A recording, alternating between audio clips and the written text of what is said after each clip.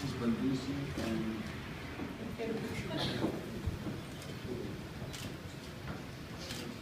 her birthday's tomorrow. Hi, Akira. Nice to meet you. Hi, nice to see you. Desiree, nice to meet you. Hi, Desiree. How are you? Hi. Marcus, how are you? I'll never forget, I walked off because I was the senator, even though I wasn't the most senior member, I was the young guy. Congressman Diggs and other African-American congressmen and staff. I was the only white guy in the whole group. And so what happened was, I'll never forget this. We were in Joburg, we were in Johannesburg, and there was no jetway. We pulled up and there was a red carpet that put down the Air Force, the American flag. And it went for about 30 yards, and there was a T, and it spread out. And so 2 Afrikaner soldiers came and greeted me. Because I was a senator, I walked off the plane first. And I was walking along, and we got to the end of the carpet, and I turned to the right. And I was walking along, and all of a sudden I realized no one was behind me. No, seriously. And I turned and I said, no, I'm with them. Everyone else was going in another direction. He said, you can't be with them. And I said, no. I said, I'm going with them. And I turned to walk to meet with the rest of the delegation. And 2 of these soldiers stood in front of me. And I said, don't do this. I said, I'm going in with them. They said, no, you cannot go through that door. It's black and colored and white. You must go. I said, I'm not leaving here.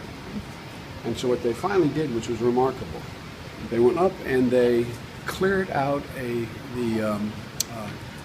restaurant in the airport and took us up. I can't swear this. I think through the baggage claim area, up into the restaurant, which was sort of a neutral zone. It was neither black, white, or colored. And then I remember going into Soweto and seeing Andy Young and others with tears going down their faces because we had been in the civil rights movement, and here we are.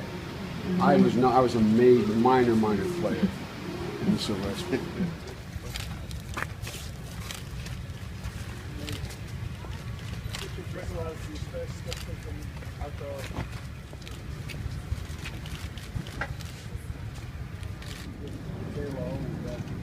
I'll never forget, I asked him, I said, you must be angry. He said, no.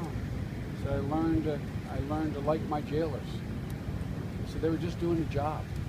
He said, when they all left, they all embraced me. And I thought to myself, what an incredibly remarkable man. I mean, it's just astounding. And then what he did after he was elected, bringing black and white together down there, we're not going to see this guy's life again in a long time.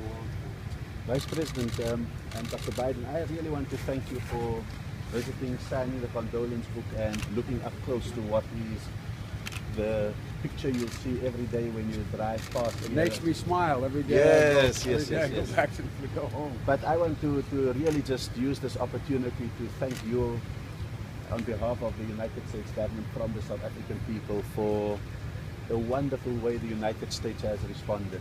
There are 2 flags in the world flying at half-mast, the South African one and the United States one, under instruction from the US President. President Obama announced, even when there weren't firm arrangements about the funeral and the memorial dates and everything like that, that he would be there, irrespective. And Vice President, I really want to thank you for having agreed to be the US lead speaker at the memorial service on Wednesday morning at the National Cathedral. Firstly, for allowing us to honor Nelson Mandela in the cathedral where all great people in the United States are buried from. That is remarkable. Secondly, for the Vice President of the United States to say, I will be there and I will speak on behalf of the nation of the United States that has done so much at this very spot to ensure that apartheid was abolished and that Nelson Mandela is free.